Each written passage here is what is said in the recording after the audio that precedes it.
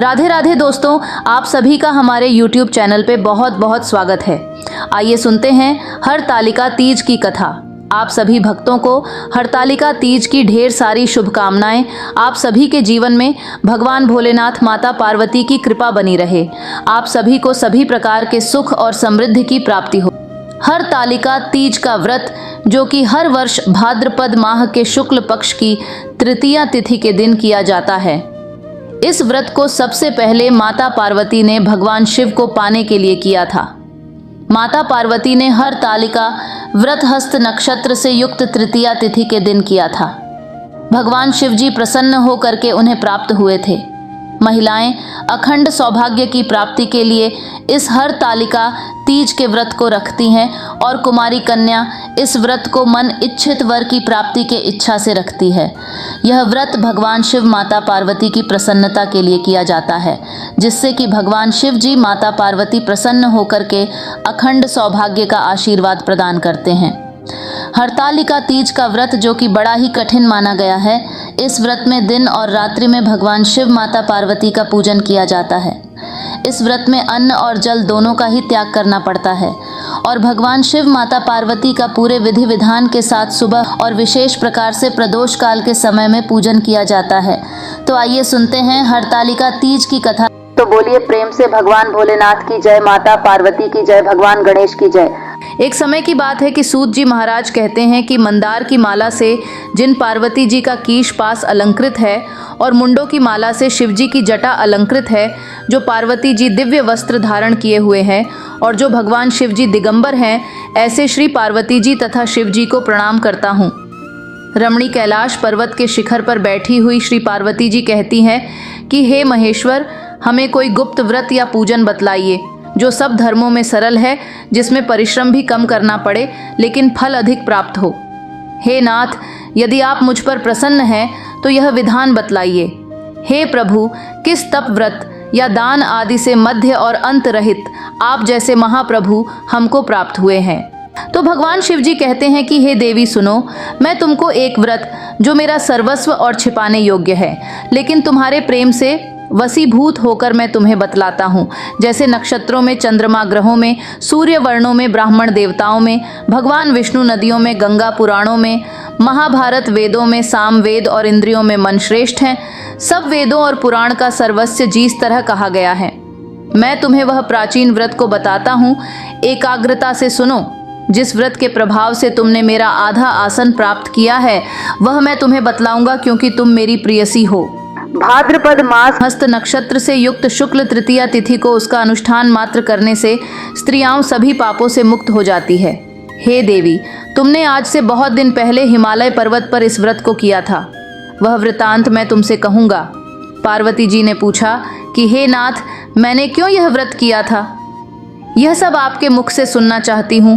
तब भगवान शिव जी कहते हैं, भारतवर्ष के उत्तर की ओर एक बड़ा रमणीक और पर्वतों में श्रेष्ठ हिमवान नामक पर्वत है, जिसके आसपास तरह तरह की भूमि है।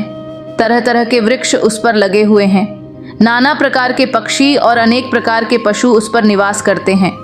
वहाँ पहुँचकर गंधर्वों के साथ बहुत से देवता, सिद्धाचरण और पक्षीगण सर्वदा प्रश्न मन से बिछलते हैं। वहाँ पहुँचकर गंधर्व गाते हैं, अप्सराएं नाचती हैं। उस पर्वत राज के कितने ही शिखर हैं, ऐसे कि जिसमें स्फटिक रत्न और वैदुर्य मणि आदि की खानें भरी हैं। यह पर्वत ऊंचा तो इतना अधिक है कि मित्र के घर की तरह समझकर आकाश को स्पर्श करते रहते हैं। उसके समस्त शिखर सदैव हिम से आच्छादित रहते हैं और गंगा जल की ध्वनि सदा ही सुनाई देती रहती है। हे पार्वती, तुमने बाल्यकाल में उसी पर्वत पर तपस्या की थी। 12 वर्ष तक तुम उल्टी लटक कर केवल धुआं पीकर रही, फिर 64 वर्ष तक सूखे पत्ते खाकर रही। माघ मास में तुम जल में बैठी रहती थी और बैशाख की दोपहरिया में पंचाग्नि तापती रहती थी। श्रावण के महीने में जल बरसता तो तुम भूखी प्यासी रहकर मैदान में बैठी रहती थी। तुम्हारे पिता इस तरह के कष्ट सहन को देखकर बड़े ही दुखी हुए। वे चिंता में पड़ गए कि मैं अपनी कन्या का हाथ किसको दूं। उसी समय नारद जी वहां आ पहुंचे। मुनि श्रेष्ठ नारद जी उस समय तुम्हें देखने को गए थे। नारद जी को देखकर गिरि ने उन्हें पद्म आसन आदि देकर उनकी पूजा की और कहा कि आप किस लिए आए हैं मेरे यहाँ? अहो भाग्य मेरे, आपका आगमन मेरे लिए बड़ा ही अच्छा है। नारद जी ने कहा कि ही पर्वतराज सुनो, मैं भगवान विष्णु के आदेश पर यहाँ आया हूँ। भगवान विष्णु द्वारा भेजा हुआ संदेश आपके पास लाया हूँ कि यह कन्या रत्न किसी योग्य वर्ग को दे, और भगवान विष्णु के सामान्य योग्य वर ब्रह्मा, इंद्र और शिव इसमें से कोई नहीं है। इसलिए मैं यही कहूँगा कि आप अपनी कन्या भगवान विष्णु को ही देवें। हिमवान ने कहा कि भगवान विष्णु स्वयं मेरी कन्या ले रहे हैं और आप यह संदेश लेकर आए हैं, तो मैं उन्हें अपनी कन्या अवश्य ही दूंगा। हिमवान की इतनी बात को सुनकर मुनिराज नारद आकाश में विलीन हो गए। वे पीतांबर, शंख, चक्र और गदाधारी भगवान विष्णु के पास पहुँचे। वहाँ हाथ जोड़कर नारद जी ने भगवान विष्णु से कहा कि हे देव सुनिए, मैंने आपका विवाह पक्का कर दिया है। उधर हिमवान ने पार्वती के पास जाकर कहा कि हे पुत्री, मैंने तुम्हें भगवान विष्णु को दे डाली है। तब पिता की बात को सुन तुम बिना उत्तर दिए ही अपनी सखी के घर में चली गई। वहीं ज़मीन पर पड़कर तुम बड़ी दुखी हुई और विलाप करने लगी। तुमको इस तरह विलाप करते हुए देखकर तुम्हारी सखी ने तुम्हारे पास आकर कहा कि हे देवी, तुम क्यों इतनी दुखी हो, इसका कारण बतलाओ। तुम्हारी जो कुछ भी इच्छा होगी मैं यथाशक्ति उसको पूरा करने की चेष्टा करूंगी, इसमें कोई संशय नहीं है। पार्वती बोली कि मेरी जो कुछ अभिलाषाएं हैं उसे तुम प्रेमपूर्वक सुनो। मैं एकमात्र शिव जी को अपना पति बनाना चाहती हूँ, इसमें कुछ भी संशय नहीं है। मेरे इस विचार को पिता ने ठुकरा दिया है, इसलिए मैं अपने शरीर का अब त्याग कर दूंगी। पार्वती की इस बात को सुनकर सखियों ने कहा कि शरीर का त्याग ना करो, चलो किसी ऐसे वन को चलते हैं जहाँ पिता को पता ना लगे। ऐसी सलाह कर तुम वैसे वन में जा पहुँचे। उधर तुम्हारे पिता घर घर तुम्हें खोजने लगे। दूतों द्वारा भी खबर लेने लगे कि कौन देवता या किन्नर मेरी पुत्री को हर कर ले गया है। उन्होंने मन ही मन कहा, मैं नारद जी के आगे प्रतिज्ञा कर चुका हूँ कि अपनी पुत्री भगवान विष्णु को दूंगा। ऐसा सोचते सोचते हिमवान मूर्छित होकर गिर गए। गिरिराज की मूर्छा को देखकर सब लोग हाहाकार कर कर दौड़ पड़े। जब होश आया तो सब पूछने लगे कि हे गिरिराज, आप अपने मूर्छा का कारण बतलाइए। हिमवान ने कहा कि आप लोग मेरे दुख का कारण सुने। ना मालूम कौन मेरी कन्या को हर कर ले गया। ऐसा नहीं हुआ तो उसे किसी काले सर्प ने काट लिया या खा गए होंगे। हाय मेरी बेटी कहाँ गई? किसी दुष्ट ने मेरी पुत्री को मार डाला। ऐसा कहकर वे वायु के झोंके के समान कांपते हुए वृक्ष के समान कांपने लगे। इसके बाद हिमवान तुम्हें वन वन ढूंढने लगे। वह वन भी सिंह, भालू, हिंसक जंतु बड़ा भयानक हो रहा था। तुम भी अपनी शक्तियों के साथ उस भयानक वन में चलते चलते एक ऐसे जगह पर पहुंची जहां एक नदी बह रही थी। उसके रमणीय तट पर एक बड़ी सी कंदरा थी। तुमने उसे कंदरा में आश्रय बना लिया और मेरी एक बालुकामयी प्रतिमा को बनाकर अपनी सखियों के साथ निराहार रहकर मेरी आराधना करने लगे। जब भाद्रपद शुक्ल पक्ष की हस्त युक्त तृतीया तिथि प्राप्त हुई तब तुमने मेरा विधिवत पूजन किया और रात भर जाकर गीत वाद्य आदि से मुझे प्रसन्न करने में बिताया। उस व्रतराज के प्रभाव से मेरा आसन डगमगा उठा था, जिससे मैं तत्काल उस स्थान पर जा पहुंचा जहां पर तुम अपनी सखियों के साथ रहती थी। वहां पहुंचकर मैंने तुमसे कहा कि मैं तुम पर प्रसन्न हूँ, बोलो तुम क्या चाहती हो। तुमने कहा कि मेरे देवता, यदि आप मेरे ऊपर प्रसन्न हैं तो मेरे पति बने। मेरे तथास्तु कहकर कैलाश पर्वत पर वापस आने पर तुमने वह प्रतिमा नदी में प्रवाहित कर दी और सखियों के साथ उस महाव्रत का पारण किया। हिमवान जी तब तक उस वन में तुम्हें खोजने के लिए आ पहुँचे। चारों दिशाओं में तुम्हारी खोज करते करते वे व्याकुल हो चुके थे, इसीलिए तुम्हारे आश्रम के समीप आ पहुँचे और पहुँचते ही गिर पड़े। थोड़ी देर बाद उन्होंने नदी के तट पर दो कन्या देखी। देखते हैं उन्होंने तुम्हें छाती से लगा लिया और रोने लगे। फिर पूछा कि पुत्री, तुम सिंह, व्याघ आदि जंतुओं से भरे इस वन में क्यों पहुंची हो? पार्वती ने उत्तर दिया कि पिताजी, मैंने पहले ही अपने आप को शिव जी के हाथों सौंप दिया था। आपने मेरी बात टाल दी थी, इससे मैं यहाँ पर चली आई। हिमवान ने सांत्वना दी कि हे पुत्री, मैं तुम्हारी इच्छा के विरुद्ध कुछ भी नहीं करूँगा। तुम्हें अपने साथ लेकर घर आए और मेरे साथ तुम्हारा विवाह कर दिया। इसी से तुमने मेरा अर्ध आसन पाया है। तब से आज तक किसी के सामने मुझे यह व्रत प्रकट करने का अवसर प्राप्त नहीं हुआ है। देवी, अब मैं यह बताता हूँ कि इस व्रत का हरतालिका नाम क्यों पड़ा। तुमको सखिया हर कर ले गई थी, इसी से हरतालिका नाम पड़ा। वह यत्न पूर्वक इस व्रत को करें। पहले कदली के खंभे आदि से सुशोभित एक सुंदर मंडप बना ले। उसमें रंग बिरंग के रेशमी कपड़ों से चंदवा लगाकर चंदन आदि सुगंधित द्रव्यों से वो मंडप लिपवा दे। फिर शंख, भीड़ी, मृदंग आदि बजाते हुए बहुत से लोग एकत्रित होकर तरह तरह के मंगलाचार करते हुए उस मंडप में पार्वती जी तथा शिव जी की प्रतिमा स्थापित करे। उस रोज दिन भर उपवास कर बहुत से सुगंधित फूल, गंधन और मनोहर धूप, नाना प्रकार के नैवेद्य आदि एकत्र कर मेरी पूजा करे और रात भर जागरण करे। ऊपर जो वस्तुएं गिनाई गई हैं, इसके अतिरिक्त नारियल, सुपारी, जमीरी, नींबू, लौंग, अनार, नारंगी आदि जो फल प्राप्त हो सके उन्हें इकट्ठा कर लिया। उस रथु में जो फल तथा फूल मिल सके विशेष करके रखे। फिर धूप दीप आदि द्वारा निम्नलिखित मंत्रों का उच्चारण करता हुआ पूजन करे। इसके बाद शिवाय शिव रूपेण यहाँ से लेकर प्रसन्ना भाव पार्वती तक मंत्रों का उच्चारण करे, जिसका अर्थ इस प्रकार है: हे शिवे, शिव रूपणी, हे मंगले, सब अर्थों को दान देने वाली है।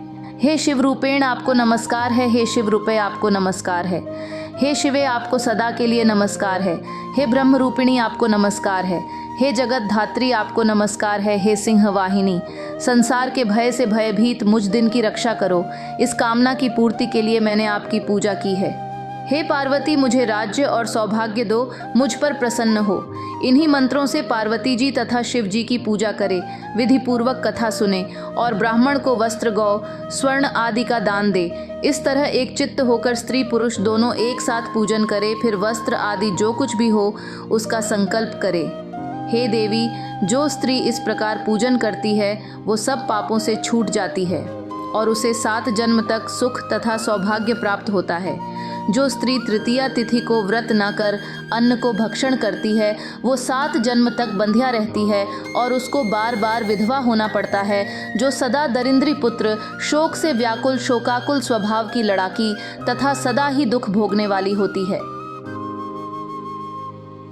और उपवास न करने वाली स्त्री अंत में घोर नरक में जाती है।